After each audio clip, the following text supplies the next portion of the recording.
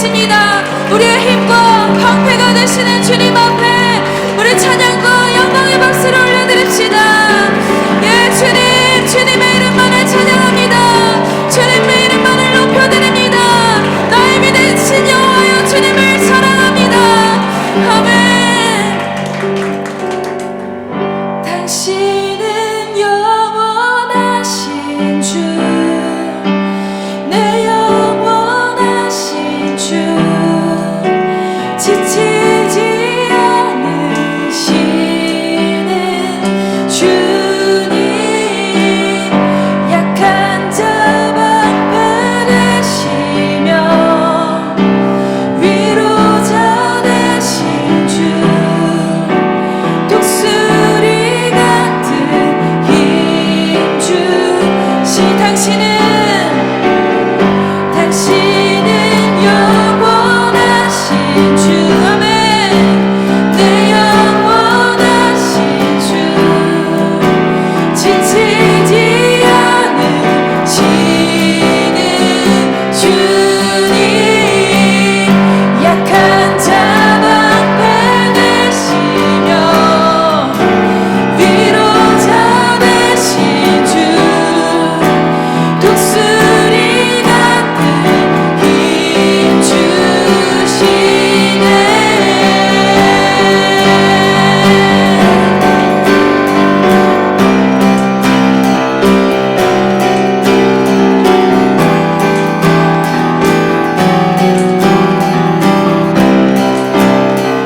세이머들이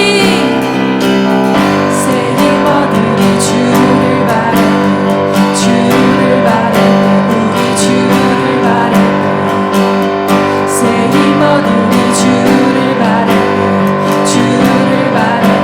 우리 주님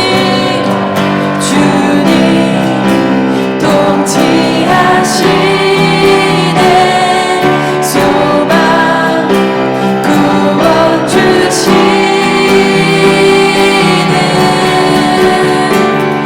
당신은 영원하신 주, 내 영원하신 주, 지치지 않으시는 주님, 약한 자 방패 되시며 위로자 되신 주, 독수리 같은 힘 주. 세이머들이 주를 바래, 우리 주를 바래. 아멘. 세이머들이 주를 바래, 우리 주님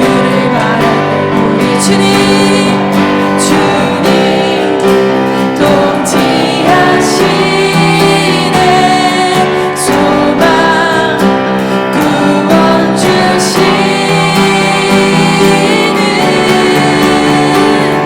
당신은 영원하신 주, 내 영원하신 주, 지치지 않으시는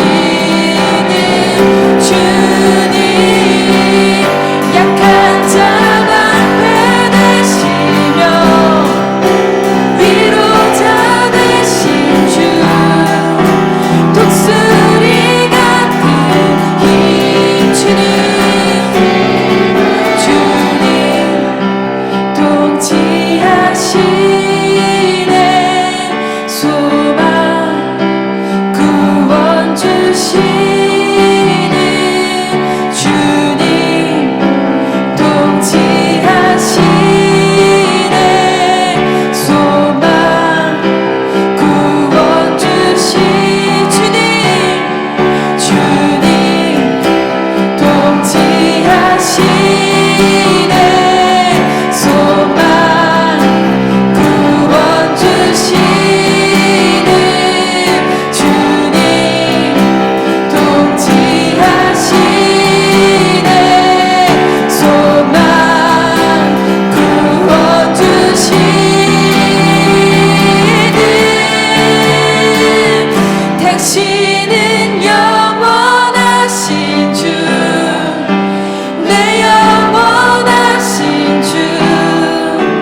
지치지 않으시는 주님 약한 자 앞에 위로자 되신 주 독수리 같은 힘주 당신은 영원하신 주 내 영원하신 주 지치지 않으시는 주님 약한 자 앞에 되시며 위로자 되신 주 독수리 같은 힘 주시네 당신은 영원하신 주 내 영원하신 주 지치지 않으시는 주님 약한 자 앞에 되시며 위로자 되신 주 독수리 같은 힘주 당신은 영원하신 주님 당신은 영원하신 주 주님 내 영원하신 주 지치지 않으시는 주님 약한 자 앞에 되시며 위로자 되신 주 독수리 같은 힘 주시네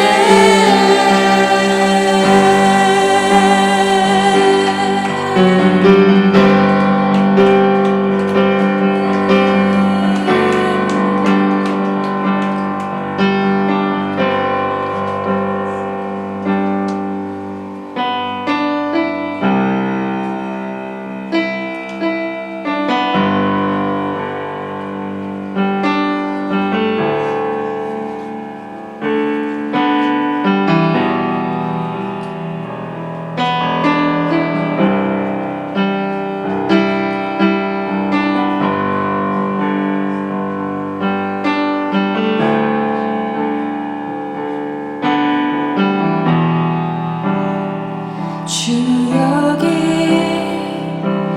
함께 하시네 주 경배해 주 경배해 이곳에 주 일하시네 주 경배해 주 경배해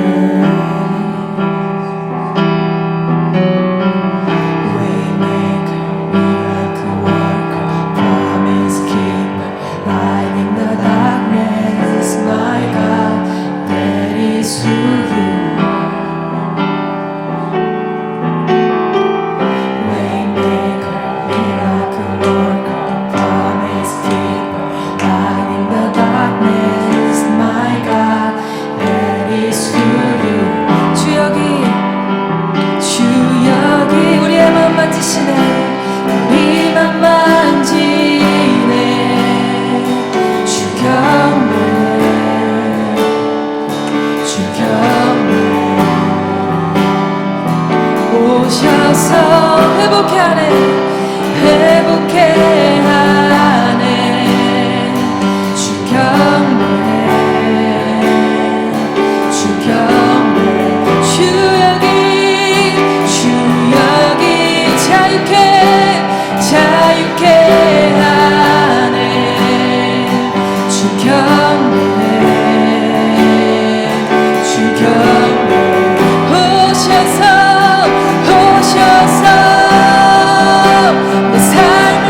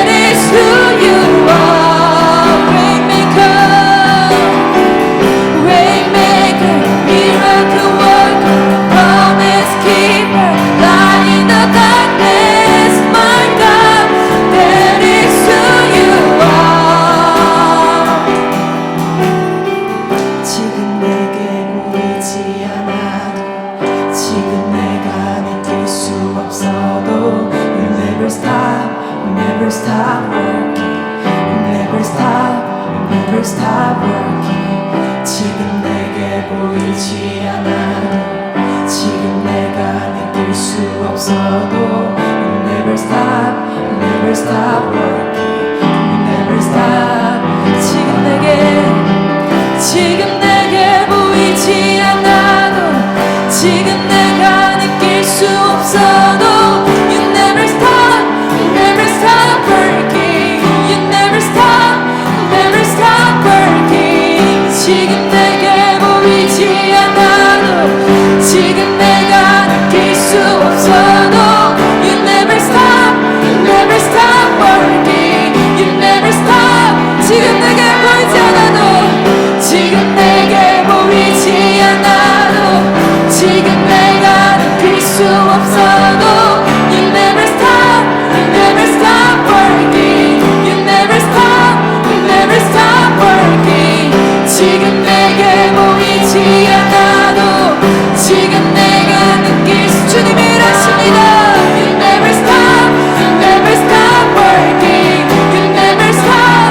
Waymaker, waymaker, miracle worker, promise keeper, light in the darkness, my God, that is who you are.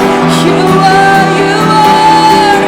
Waymaker, miracle worker, promise keeper, light in the darkness, my God, that is who you are. Waymaker, yeah. Waymaker, miracle worker, promise keeper, light in the darkness, my God, that is who you are. You are. Waymaker, miracle worker, promise keeper, light in the darkness, my God, that is who you are. That is who you are. That is who you are. That is who you are. That is who you are. That is who you are. That is who you are. That is who you are. That is who you are. That is who you are. That is who you are. That is who you are. That is who you are. That is who you are. That is who you are. That is who you are. That is who you are. Waymaker, waymaker, miracle worker, promise keeper, light in the darkness, my God, that is who you are. Waymaker, miracle worker, promise keeper, light in the darkness, my God, that is who you are. Waymaker, miracle worker, promise keeper, light in the darkness, my God, that is who. 우리 주님이 어떤 분이신지 우리가 고백합시다. Waymaker, waymaker, miracle worker, promise keeper, light in the darkness, my God, that is who you are. That is who you are. That is who you are. That is who you are. That is who you are. That is who you are. That is who you are. That is who you are. That is who you. That is who you are. That is. 우리 주님은 길을 만드시는 분이십니다. 기적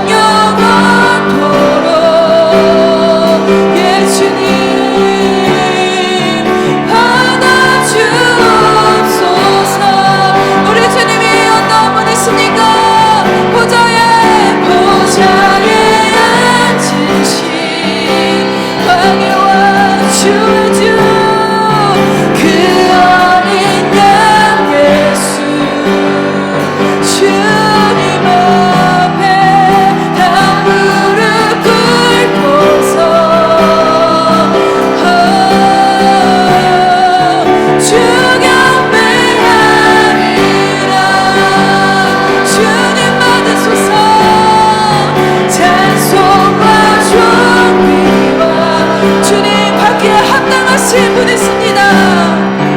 영광과 능력은 영원 영원토록 영원 영원토록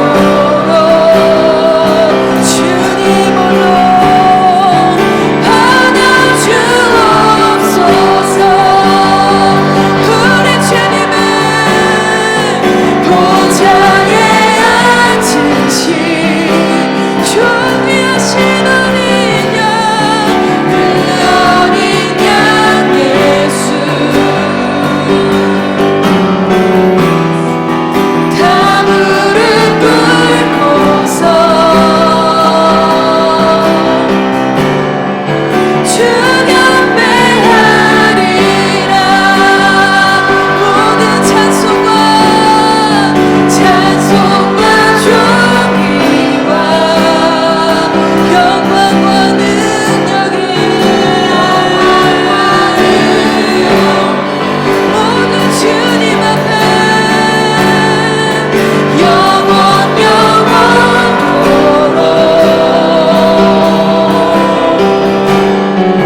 받아주옵소서.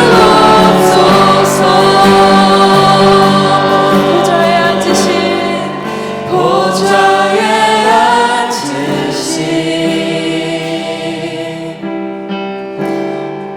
그 어린 양 예수, 다 무릎 꿇고서 주 경배하리라. 찬송과 존귀와 찬송과 존귀와 영광과 능력을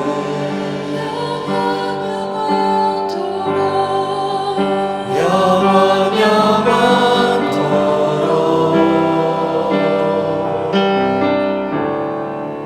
받아주옵소서.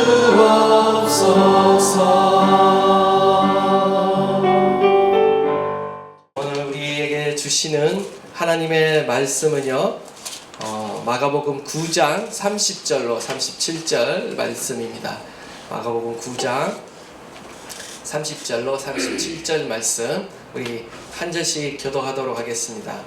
그곳을 떠나 갈릴리 가운데로 지날새 예수께서 아무에게도 알리고자 아니하시니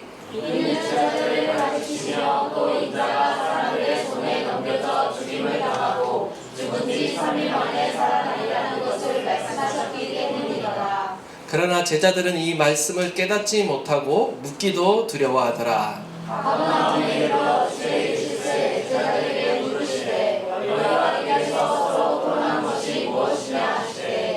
그들이 잠잠하니 이는 길에서 서로 누가 크냐 하고 쟁론하였음이라.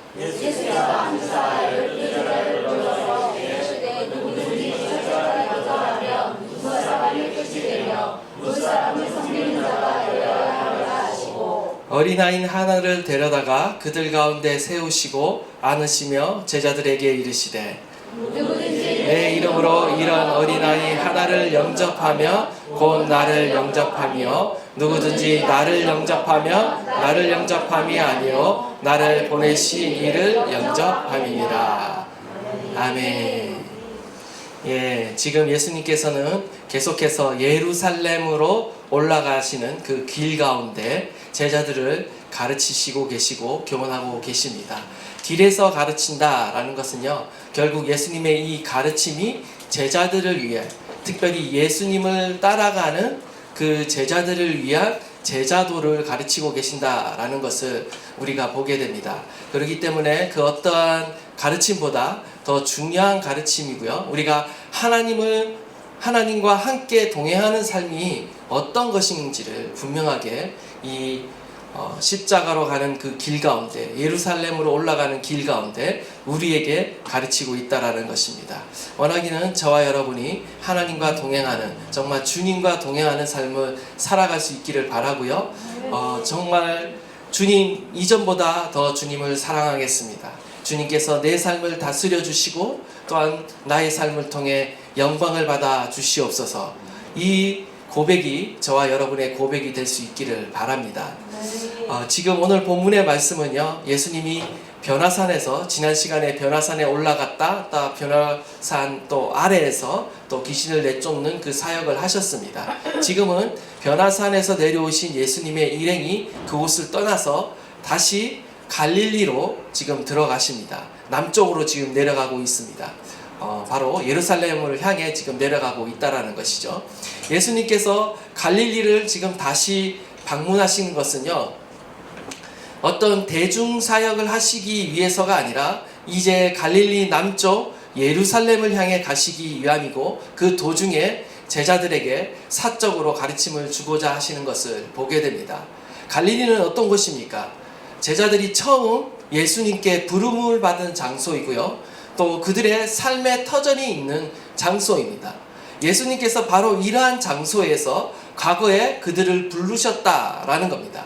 그런데 지금 다시 그 장소에서 무엇을 가르치고 계시냐면요, 그들의 부르심이 어떠한 부르심인지에 대해서 다시 한번 예수님께서는 주지시키고 계시는 거예요. 더 분명하게 가르쳐주고 계시는 것입니다. 일종의 제자도를 분명하게 가르치고 계신다라는 것입니다. 먼저 예수님께서 또다시 다시 한번 예수님이 순환을 받고 죽으실 것을 또 이렇게 예고하고 계시는데요. 30절에서 32절 말씀입니다. 예수님이 두 번째 순환 예고가 나오고 있습니다. 예수님은 항상 수많은 군중들이 따라다녔어요.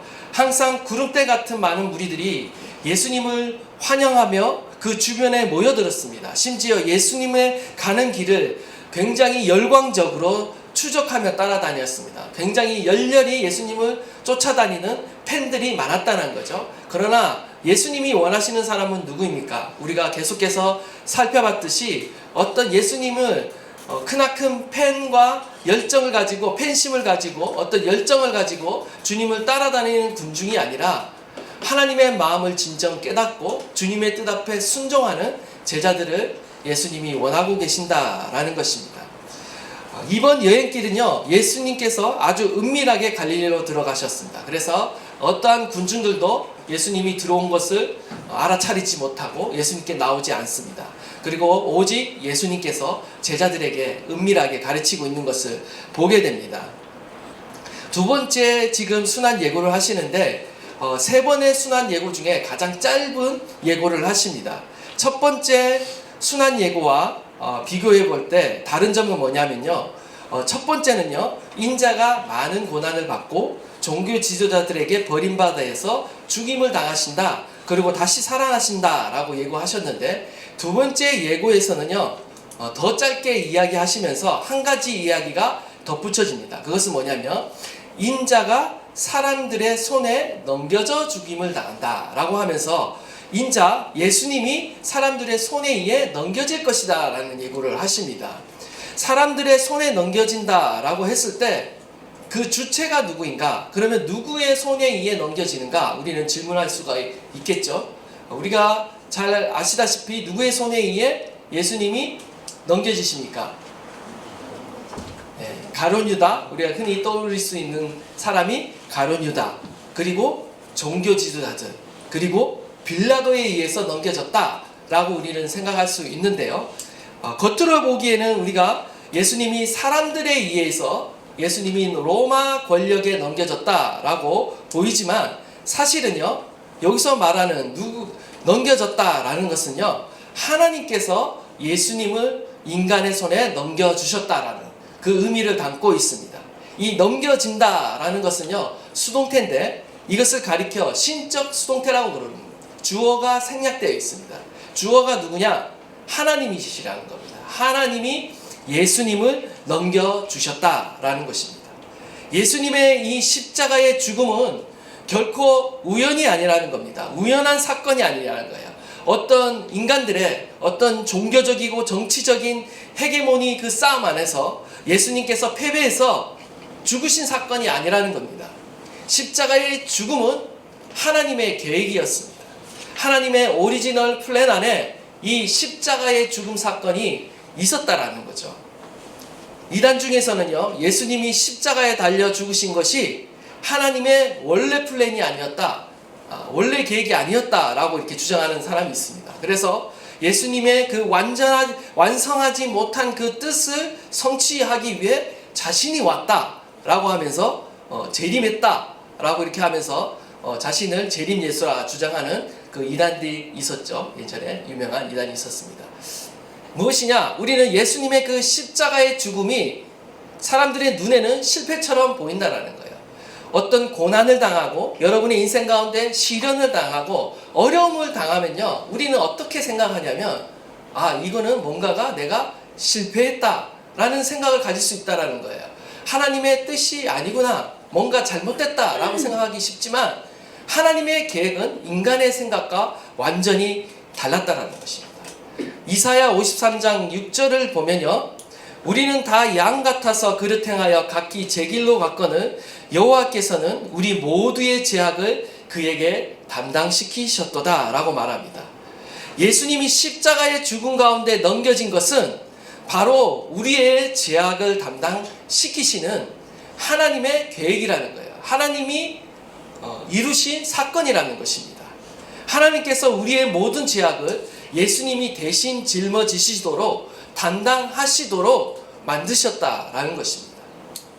제자들이 기대하고 있는 메시아, 사람들이 기대하고 있는 메시아, 군중들이 기대하고 있는 메시아는 다른 모습을 보여주죠. 다른 길을 가고 계신 것을 보여줍니다.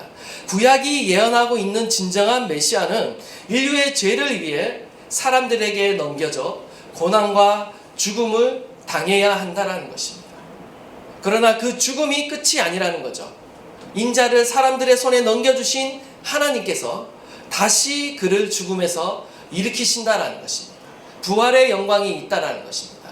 그런데 우리는 항상 무엇을 바라봅니까? 부활의 영광이 있다라는 것을 보지 못하고요, 항상 코앞에 있는, 눈앞에 있는 시련과 어려움을 힘들어 한다라는 것입니다. 그러나 예수님의 제자들이 지금 이 말씀의 뜻을 전혀 깨닫지 못하고 있는 모습을 봅니다.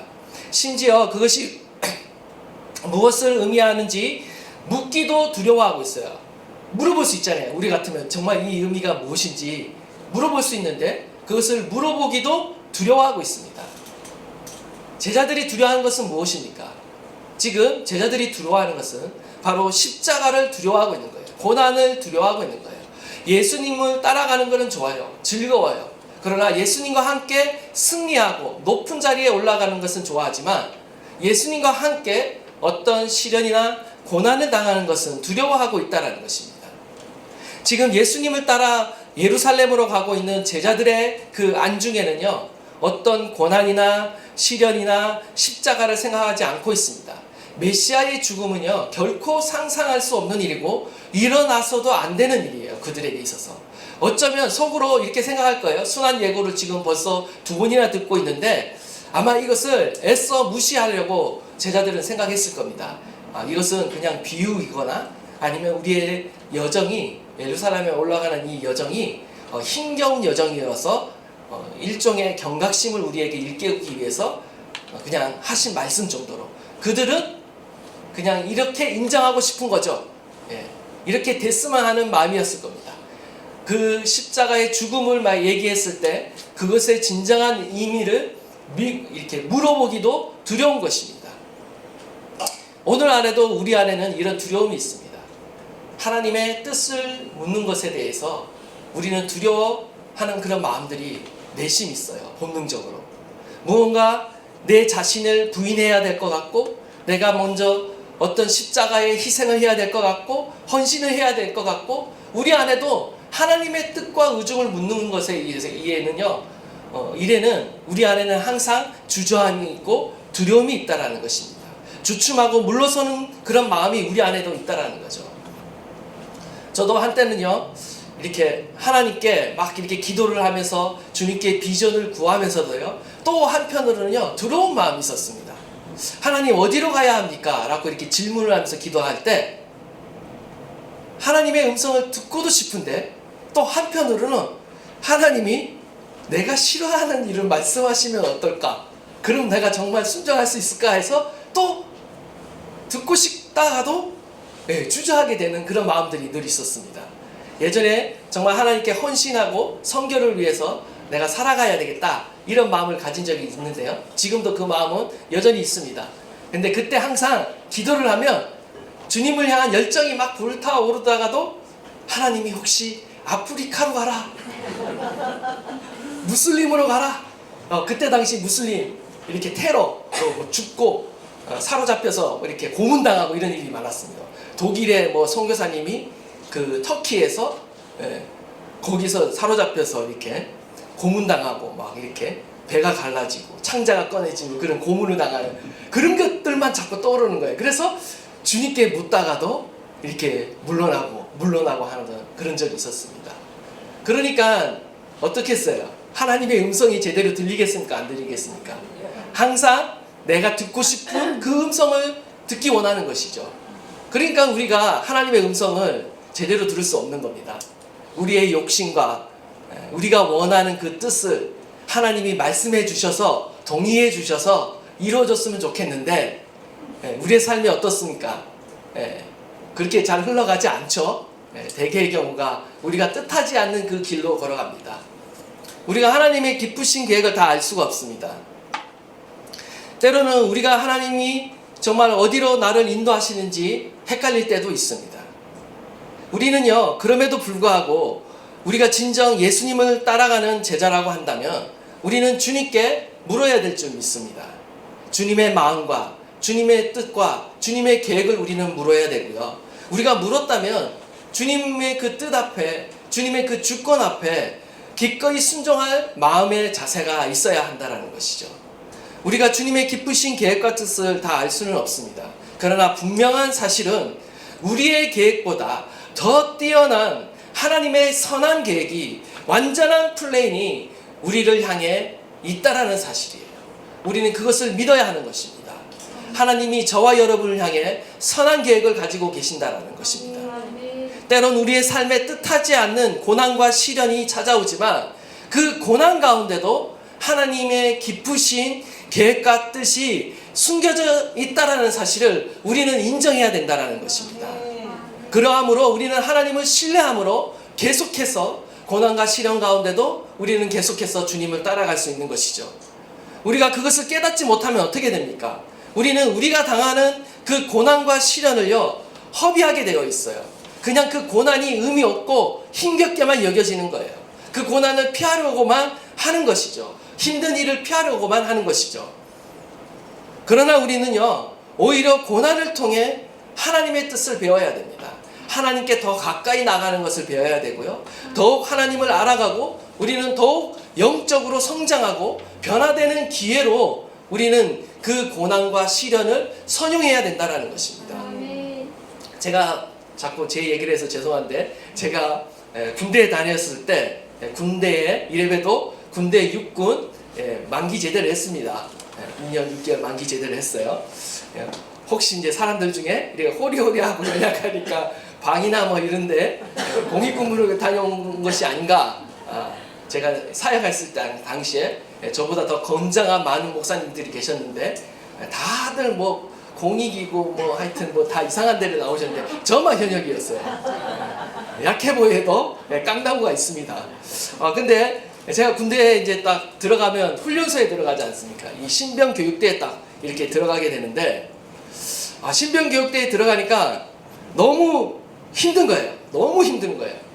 그때 당시에 허리가 이렇게, 저 지금도 허리가 약한데 어떻게 현역으로 착출이 됐어요. 어떤 수술이나 이런 것을 받은 그런 기록이 남아있지 않아서 이제 들어간 거죠. 저는 방위로 빠질 줄 알았는데 현역으로 들어가게 됐어요. 그러니까 훈련을 받을 때마다 허리가 너무 끊어질 것처럼 아픈 거예요. 근데 어떻게 말도 못하고 계속 이제 구르는 겁니다. 너무 고통스러운 거예요. 근데 이제 한 친구를 보니까 훈련을 받다가 이렇게 쓰러지는 친구들이 있어요. 이렇게 쓰러지는 친구. 그래서 쓰러지는 친구가 있으면 조교가 이제 가서 이제 막 이제 처음에는 이렇게 협박하고 막 더 얼차례를 막 줍니다. 근데 이 친구가 일어나지 않는 거예요. 나 모르겠다고 이렇게 막 쓰러진 거예요. 그러니까 그 모습을 내가 딱 보는데 너무 부러운 거야, 그 친구가. 쓰러지는 그 친구를 보면서, 그러니까 나중에는 이제 저 그늘에서 쉬라고 이랬더라고요. 그 모습을 보면서, 부럽다. 나도 좀 쓰러졌으면 좋겠다. 정말 기절할 것 같았거든요. 그런데 기절이 안 되는 거예요. 아 제발 좀 기절이라도 되지, 좀 쓰러지지. 쓰러지지 않는 거예요. 쓰러질만 하면 5분간 휴식. 5분간 휴식. 5분간 휴식 딱 외우고 조금 하고 하면 다시 기상 또 기상. 그래서 또 이제 막 훈련을 받는 거죠. 정말 숨이 꼴딱꼴딱 넘어가는 그 정말 죽을 것 같아 이 생각을 계속 하는데 죽지는 않고 쓰러지지는 않고 기절은 하지 않고 계속 하는 거예요. 지금 생각해보면 야, 2번 다시 훈련소에 들어가고 싶지 않다. 근데 내가 어떻게 그 훈련을 통과했을까 이런 생각을 해봅니다. 근데 그때 군대 안에서 정말 많은 이야기들이 있었는데 굉장히 유명한 이야기가 있습니다. 뭐냐면요, 피할 수 없을 바에는 즐겨라. 이게 군대의 어떤 모토였어요.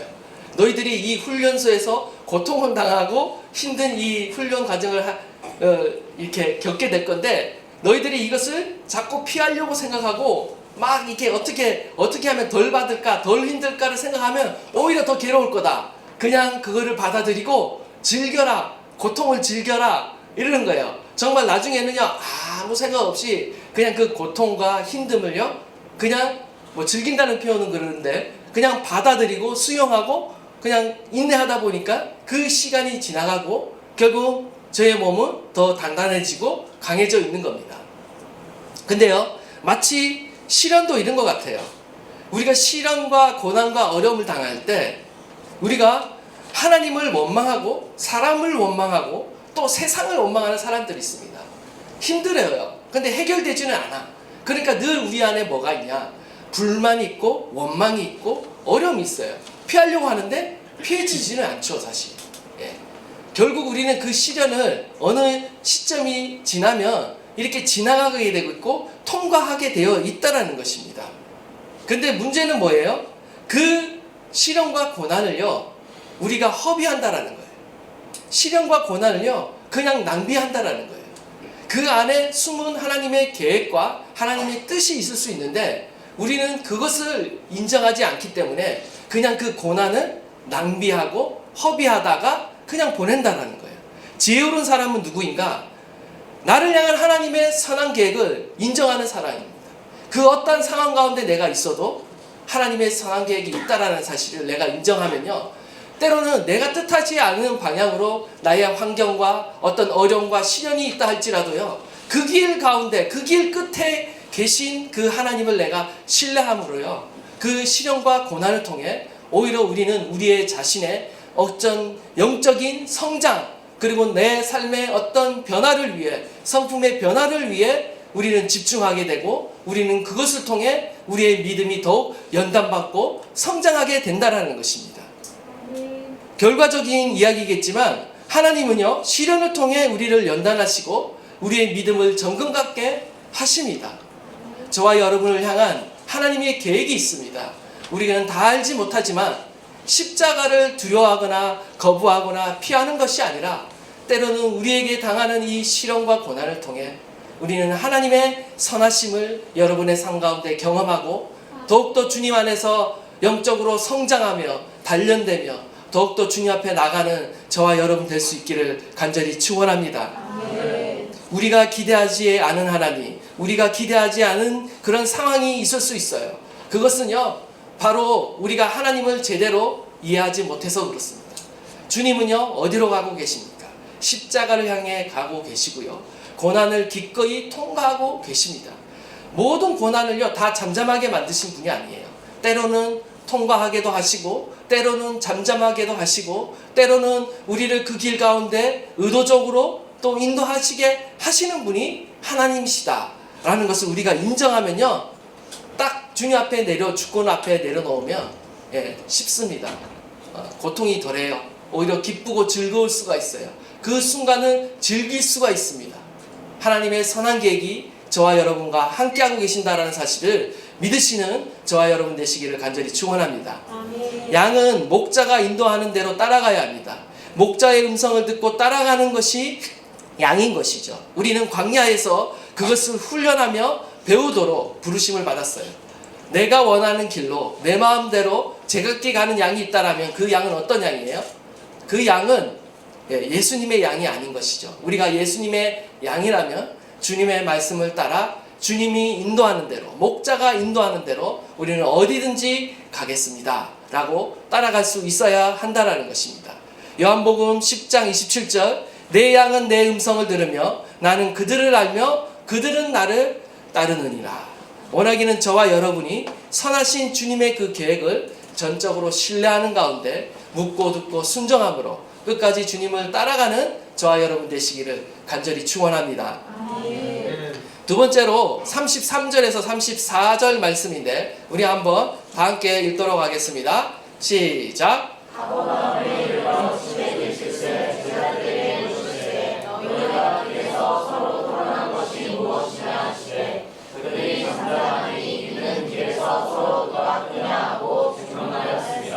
아멘. 이야기의 무대가 이제는 가버나움의 한 집으로 옮겨집니다.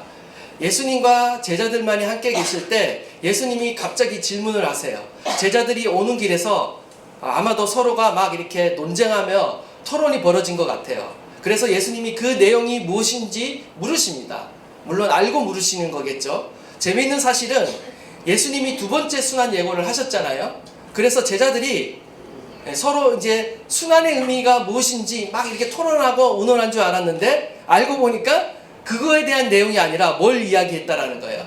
제자들이 지금 서로 누가 크냐, 어이없게 정말 지금 누가 크냐, 이것을 지금 놓고 논쟁을 벌였다라는 것입니다. 그들은 예수님이 하나님의 나라를 가져올 거라는 분명한 기대를 갖고 있었습니다. 당연히 예수님의 측근인 자신들이 결국 한 자리씩 다 차지하게 될 거라는 그런 기대감으로 이렇게 부풀어 올랐다라는 거죠. 더욱이 지금 예루살렘으로 가고 있다고 하니까 더더욱 그날이 가까워오고 있다라고 그들은 생각했어요. 결국 논쟁은 어떻게 됩니까? 누가 더 큰 자리에 앉게 될 건가? 예루살렘으로 가면 누가 과연 더 큰 자리에 앉게 될 건가? 베드로인가? 요한인가? 야고보인가? 아니면 다른 누구인가? 지금 초미의 관심이 집중되고 있는 것입니다. 우리는 여기에서 제자들이 지금 예수님을 따르는 동기가 숨은 동기가 있다라는 것을 보게 되는 거죠. 제자들은 예수님을 따름으로써 지금 어떻게 되려고 하고 있습니까? 예수님을 따름으로써 세상에서 큰 자가 되려고 하고 있다라는 거예요. 성육신 하신 하나님의 아들 예수님께서는 지금 더 낮고 낮은 자리, 십자가의 죽음의 자리까지 내려가고 계시는데 지금 제자들의 모습은 어떻습니까? 예수님과는 달리 세상에서 더 높은 자리로 올라가려고, 더 높은 곳으로 올라가려고 애쓰고 있다라는 것이죠. 처음 제자들이 예수님을 따를 때의 모습을 여러분이 한번 생각해 보십시오. 그들은 처음 예수님을 따를 때만 해도 배도 버리고 또 그물도 버리고 심지어 야고보와 요한은 아버지와 종들도 버리고 예수님을 따라 나섰어요. 그런데 지금 어떻습니까? 지금 보니까 다 버렸다라고 하는데 사실 안 버린 것이죠. 더 큰 것을 얻고자 지금 예수님을 따라가고 있는 거예요. 그것은 일종의 투자였던 거예요. 더 큰 것을 노리고 더 큰 목적을 가지고 지금 예수님을 따라가고 있는 것이죠. 자신의 가족과 자신의 소유까지 포기하고 예수님을 따랐던 그 궁극적인 목적이 고작 세상에서 더 큰 자가 되려는 그 야망을 채우고자 한다는 사실에서 우리는 또 한 번 제자들에게 실망감을 느낀다는 거죠. 그런데 어떻습니까? 우리도 마찬가지죠. 우리도 우리 안에 양심이 찔린다는 거예요. 우리 안에도 이러한 동기와 목적이 있다라는 것입니다. 남아있다라는 거예요. 마치 하나님의 나라와 영광을 위해서 내가 신앙생활하고 있다라고 우리가 말은 하지만 형식적으로 말을 하고 있지만 본심은 우리 안에 다른 목적과 동기로 가득할 때가 많다라는 거예요. 예수님을 오랫동안 가까이서 따라다녔던 제자들마저도요, 자신 안에 있는 이 세상에서 큰 자가 되려는 이 욕망이 내려지지 않았다라면 우리 안에 이 욕망은 얼마나 클까? 얼마나 내려지기 어려울까? 우리에게 시사하는 바가 있다라는 것입니다. 우리 안에도 하나님의 나라와 영광보다는 어쩌면 우리의 성공과 우리의 어떤 명예와 권력과 그 부를 추구하고자 하는 그 마음이 우리 안에 있을 수가 있습니다. 신앙생활은 단지 삶의 안녕과 평안만을 유지하려는 형식적인 종교 행위가 되어버린지도 모르겠어요. 우리는 이러한 것을 경계해야 됩니다. 형식적인 신앙생활, 우리는 바리새인적인 신앙생활을 경계해야 되는 거예요. 우리는 살아있는 믿음을 가지셔야 됩니다. 살아있는 하나님과 정말 사랑함으로 동행할 수 있는 그 믿음과 신앙을 가지셔야 됩니다. 말세에는요, 다 드러나게 될 것입니다. 말세에 살아남는 신앙과 믿음은요, 우리가 진정한 믿음으로 깨어있지 않으면요, 주님을 끝까지 따라갈 수 없을 것입니다. 배교할 수 있고요, 하나님을 배신하고 세상으로 돌아갈 수도 있습니다. 주님이 우리의 구원해 주시는 것은요, 구원하여 주심은요, 이제는 우리가 자신을 위해 살지 않고 주님을 위해 살도록 저와 여러분을 부르신 것입니다. 우리 고린도후서 5장 15절 말씀 다 함께 읽도록 하겠습니다. 시작. 그가 모든 사람을 대신하여 죽으심은 살아있는 자들로 하여금 다시는 그들 자신을 위하여 살지 않고 오직 그들을 대신하여 죽었다가 다시 살아나신 이를 위하여 살게 하려 하노라. 아멘. 예수 그리스도의 은혜로 구원받은 저와 여러분은 지금의 삶은 어떠해야 하는가? 이제부터는 내 자신을 위해서 살아가는 인생이 아니라 이제부터는 우리가 하나님의 나라를 위해서 주 예수 그리스도를 위해서 살아가는 인생이 되어야 한다라고 말하고 있는 것입니다. 원하기는 저와 여러분이요, 주를 위해 살아가는 인생이기를 간절히 소망합니다. 우리가 먼저 그의 나라와 의를 구할 때 하나님께서는 이 모든 것을 더하실 거예요. 우리의 삶을 보살피시고 인도하시고 공급하시고 주님이 우리의 삶을 구원하시는 하나님이십니다. 여전히 우리를 향한 선한 계획과 하나님의 플랜이 우리 가운데 있어요. 그런데 우리는 그 주님을 신뢰하지 못함으로 인해서 우리는 우리의 계획이 더 좋다라고 생각하고 힘쓰며 애쓰며 그것을 성취하려고 나가지만, 우리가 주님께 우리의 인생을 맡겨드릴 때 하나님께서는 저와 여러분을 푸른 초장과 쉴만한 물가로 인도하실 줄 믿습니다. 하나님을 더욱 신뢰하십시오. 주님께 여러분의 인생을 맡기시고요, 주님께 묻고 듣고 순종함으로 살아가는 저와 여러분 되시기를 간절히 축원합니다. 예수님은 세상에서 더 큰 자가 되려는 이 제자들을 향해 세상에서가 아니라 하나님 나라에서 큰 자가 되라고 말씀하십니다. 우리 35절에서 37절 말씀 다 함께 읽도록 하겠습니다. 시작. 예수께서 안수와 12절을 일어서 이르시되 누구든지 전도하고자 하며 무사람의 끝이 되며 무사람을 섬기는 자가 되어야 하리라 하시고 어린아이 하나를 데려다가 그를 왕위에 세우시고 앉히시며 제자들에게 이르시되 누구든지 내 이름으로 이런 어린아이 하나를 영접하며 곧 나를 영접하리요 누구든지 나를 영접하며 나를 영접하니 아니요 나를 보내신 이를 영접하니라. 아멘. 예수님이 세상에서 더 큰 자가 되려는 제자들을 향해 하나님 나라에서 큰 자가 되라. 그 하나님 나라에서 큰 자가 되는 길은 바로 섬기는 자이다 라고 우리에게 말씀하고 있는 것이죠. 하나님의 나라는요, 세상 나라와 정반대입니다. 거꾸로 된 나라예요. 하나님 나라에서 큰 자가 되는 방법은 세상 나라에서 큰 자가 되는 방법과 완전히 다릅니다. 세상에서는 더 높아지려고 하고 더 많이 소유하려고 하고 더 많이 가지려고 합니다. 그러나 하나님 나라에서는요, 오히려 더 낮아지려고 하고 더 섬기려고 하는 자가 더 높은 자가 되는 나라가 바로 하나님의 나라이다 라는 것입니다. 누구든지 첫째가 되고자 하며 무사람의 끝이 되며 무사람을 섬기는 자가 되어야 하리라. 새 번역을 보면 더 리얼하게 표현하고 있습니다. 누구든지 첫째가 되고자 하면 그는 모든 사람의 꼴찌가 되어서 모든 사람을 섬겨야 한다. 섬기는 자가 하나님 나라에서 큰 자라는 것이죠. 세상에서는 높아지고 섬기렴을 받으려고 경쟁하며 살아가는 그런 세상이에요. 사회에서는요, 1등 외에는 누구도 기억해 주지 않는 사회입니다. 그러나 하나님의 나라는요, 오히려 섬기려고 하고 낮아지려고 할 때 하나님께서 우리를 높여주시고 지극히 낮은 자를 영접해 주시는 나라가 바로 하나님의 나라라는 거예요. 그러한 나라이기 때문에 저와 여러분이 이 자리에 앉아 있는 것입니다. 만약에 어떤 시험을 치르고 경쟁을 치러서 어떤 기도 잘하는 사람, 어떤 선행을 잘하는 사람, 어떤 무엇인가를 잘하는 사람을 줄 세워서 어떤 특정 조건이 통과되면 여러분이 정말 교회의 일원으로서 하나님의 자녀로서 회원으로 받아줬다라면 여기에 남아있을 사람은 거의 없을 겁니다. 하나님이 갓없이 비천하고 낮은 우리를 그냥 영접해 주시고 받아주셨기 때문에 저와 여러분이 이 자리에 있는 것입니다. 하나님 예수 그리스도가 먼저 섬김의 본을 보여주셨어요. 예수 그리스도의 섬김으로 우리가 이 자리에 있는 것입니다.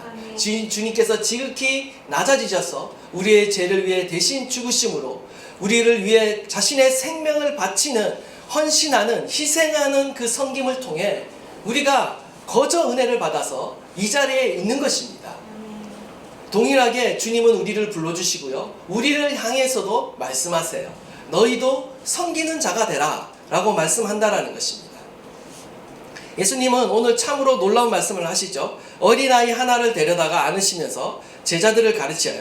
어린아이는요, 당시 유대 사회에서 그리고 세상 구조 안에서, 사회 구조 안에서 굉장히 미천하게 여겨졌던 계층이에요.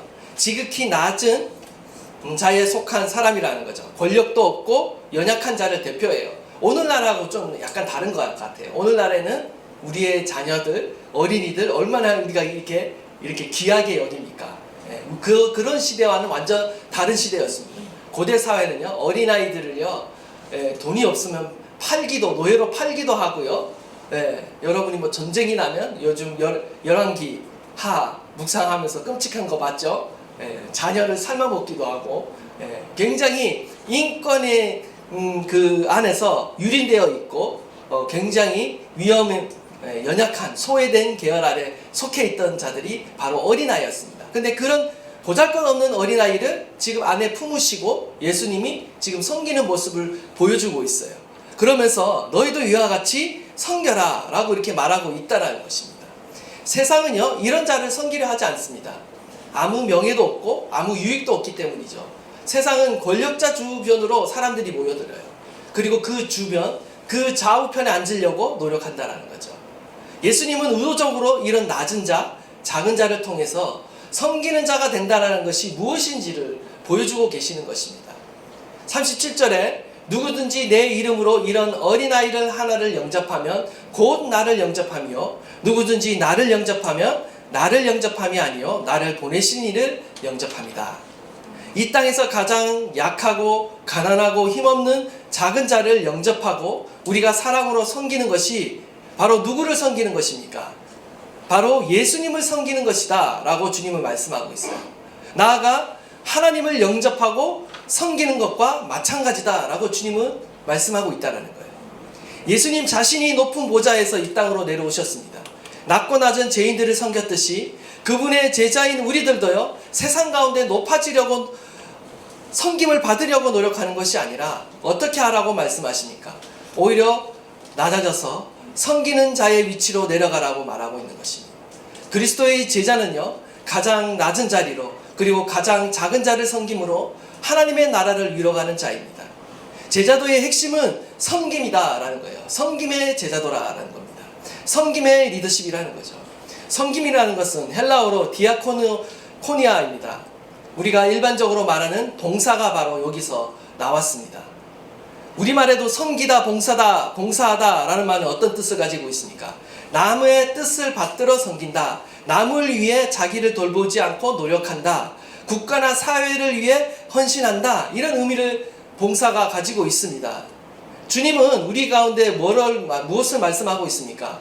자기의 유익을 구하지 말고 남의 유익을 구하며 하나님의 나라의 유익을 구하며 우리를 향해 봉사하며 살아라 라고 주님은 말씀하고 있다는 것입니다. 이 섬김에 해당되는 또 단어가 또 있습니다. 히브리어로 아바드라고 이렇게 말하는데요. 이 아바드가 섬김의 의미를 갖고 있는데 어디에서 사용되냐면요, 첫 번째는 성전에서 이렇게 봉사할 때, 성전 봉사할 때 이 아바드라는 단어를 사용합니다. 하나님께 예배하고 하나님께 복종하는 행위를 섬김, 아바드, 우리가 예배라고도 이렇게 말한다라는 거죠. 뿐만 아니라 나아가서 이 아바드가 또 어떻게 사용되냐면요, 이웃에게 사랑을 실천하고 섬기는 거, 나누는 거, 이것을 또 아바드라고 말한다는 거예요. 결국 하나님께 예배하고 또 이웃을 섬기는 것이 다 아바드라는 거예요. 예배라는 것입니다. 하나님을 예배하고 봉사하는 것뿐만 아니라 사람들에게 사랑을 실천하고 나누고 섬기는 삶이 아바드라는 것입니다. 41절에 보면 그거에 대해서 분명한 예를 보여주고 있죠. 우리가 읽지는 않았지만 누구든지 너희가 그리스도에게 속한 자라 하여 물 한 그릇이라도 주며 내가 진실로 너희에게 이르노니 그가 결코 상을 잊지 않으리라. 섬기는 예를 잘 보여주고 있습니다. 그리스도에게 속한 사람이라고 해서 물 한 그릇이라도 대접하고 섬기면 어떻게 된다라고 말하고 있습니까? 하나님께서 그 섬김을 잊지 않으신다, 갚아주신다 라고 말하고 있는 것이죠. 사람에게 행한 그 섬김이 하나님을 섬기는 행위로 하나님께서 보신다라고 말하고 있는 것입니다. 이 땅에서의 삶, 이 땅에서 제자들의 삶은 어떠해야 합니까? 세상에서 더 높아지기 위해, 더 많이 가지기 위해, 세상의 어떤 욕망을 채우기 위해 달려가는 인생이 아니라 하나님의 나라를 위해, 그리스도의 그 나라를 위해 우리가 사랑으로 섬기고 사랑으로 나누고 주님의 나라와 영광을 위해 달려갈 때 하나님께서는 저와 여러분을 통해 우리의 그 섬김을 통해 영광을 받으시고 하나님은 섬김을 받으신다라고 말씀하고 있는 것입니다. 원하기는 저와 여러분이요 이러한 섬김의 자세로 하나님을 섬기고 사람을 섬기고 교회를 섬기고 하나님께서 우리에게 맡기신 이웃을 섬기는 그러한 섬김의 자세로 나아가는 저와 여러분 되시기를 간절히 축원합니다. 마태복음 10장 42절에도 말씀하시죠. 또 누구든지 제자의 이름으로 이 작은 자 중 하나에게 냉수 한 그릇이라도 주는 자는 내가 진실로 너에게 이르노니 그 사랑이 결단코 상을 잃지 아니하리라. 아멘. 그렇습니다. 저와 여러분이 이러한 마음으로 섬기는 자의 자세를 가지고 작은 헌신과 작은 섬김으로 이 땅을 섬기며 하나님의 나라를 섬기며 살아가는 저와 여러분 되시기를 간절히 축원합니다. 아멘. 예수님이 이루려는 하나님의 나라는요 섬기는 자가 높임을 받는 나라입니다. 하나님의 나라는 나누고 섬길 때 더욱 풍성해질 줄 믿습니다. 이러한 은혜가 저와 여러분의 삶 안에 더욱 넘쳐나기를 주님의 이름으로 축복합니다.